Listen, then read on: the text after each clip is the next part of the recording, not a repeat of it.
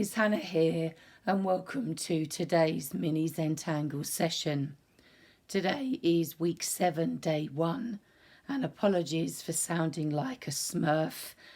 I seem to have lost the majority of my voice.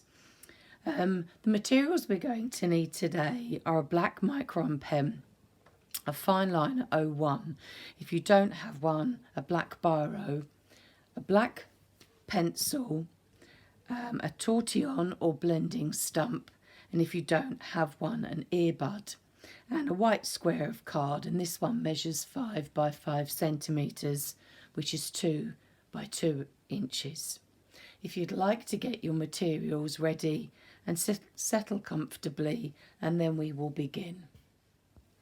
So this tangle is quite simple, but it does require a little bit of concentration until you get the flow of where we're going. So I'm going to start off using my pencil. I'm just drawing some dots along the page, and I'm trying to space them equal distances apart.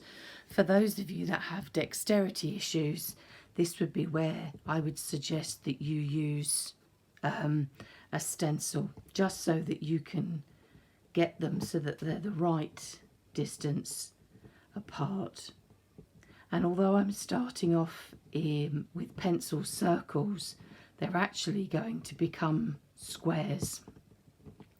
And I'll explain that as soon as I've put the last one on. So there's the difference between using one and not, but it's completely fine.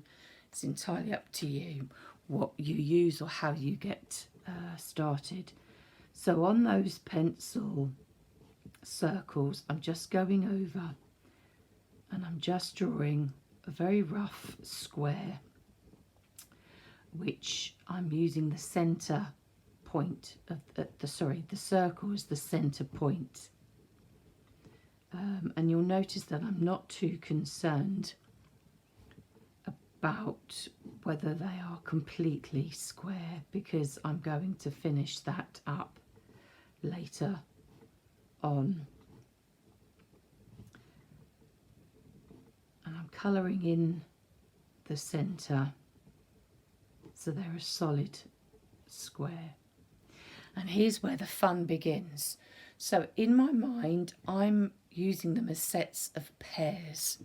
So starting in the top left, I'm drawing 2 lines, and that's my first pair.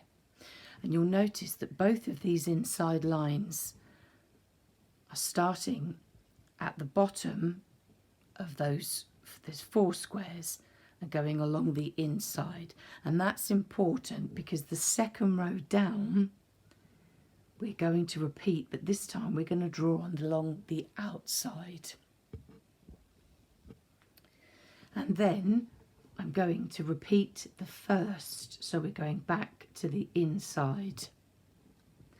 And then I'm going to repeat the second, and we're going to the outside. So that's the first row. So using it in sets of 4, we've got 2 inside, 2 outside, 2 inside and 2 outside. And this is how I draw the second row. So the right hand line of the first row is on the inside.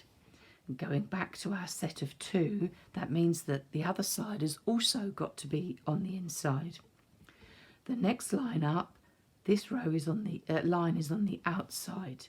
So this one has also got to mirror and be on the outside. This is on the inside, so inside, outside. Again, this one is on the inside. This one is on the outside, inside, outside, inside, outside, inside, outside. So that's the first way to start for this tangle. We're going to draw all the vertical lines first, and then to confuse things, I'm going to turn it around to the side, and then we're going to draw more vertical lines, but they effectively will become horizontal lines. Now, I find the easiest way to do this part is to find a set of 4 squares where the outside, the 2 lines are on the outside, and then I'm going to draw along the inside. And the reason why I do it that way is because if we were going to do that on this side, we'd have to cross those 2 lines, and we don't want to do that. So using this as our row 1, we've got 2 inside, so now we're going to have 2 outside. And then we've got 2 more inside, so we then need 2 more outside. And this is why I said you don't need to worry too much about making those squares perfect, because those lines will help. So now going back to this first row, if this one is on the outside, this one also needs to be on the outside, and again inside. This one needs to be on the inside, outside, inside. So now we've got 2 rows. Moving down to row 3, this one is on the outside, so its partner matches inside, outside, inside. And then for the final row, this one's on the inside, so we repeat inside, outside, inside, outside.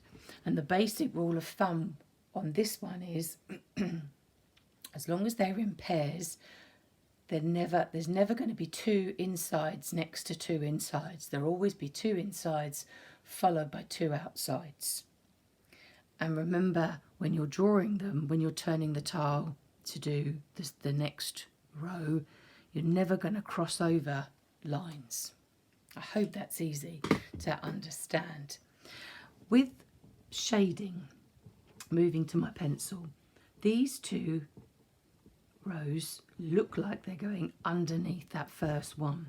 So where they join, I'm just going to draw a gentle pencil line. And then again, these ones are going to be opposite, so they look like they're underneath. And this is sort of like a weaving type pattern.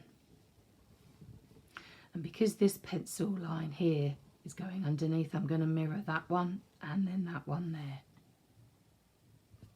And then I'm just using my blending stump and I'm just lightly shading. And you'll notice that when I'm shading, I'm not bringing out the pencil too far.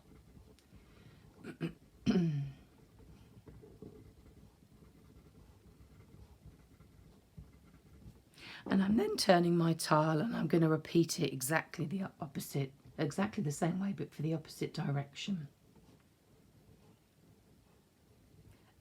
And I think now you can realise why I said it's, once you've got the hang of it, it's relatively simple. And this shading, it just adds more depth, so it looks like it's going one underneath the other. And when you start looking at garden furniture and fabrics and things, then you can start to see this pattern in those. Here's one I drew earlier. And here's a couple of variations where I've just drawn lines in the centre. Here's one I've drawn which is on the diagonal. And finally, here's one where I've actually put some extra patterns on the inside. And to be honest with you, I quite like all of them. This is one of those patterns that you've actually got quite a bit of space to decorate. And again, it's entirely up to you how you do it. I think it looks effective without any patterns in the middle.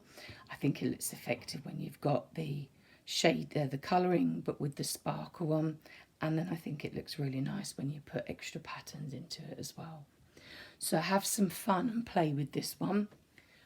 Hopefully you've enjoyed today's session, and please join me tomorrow for week 7, day 2. Bye for now.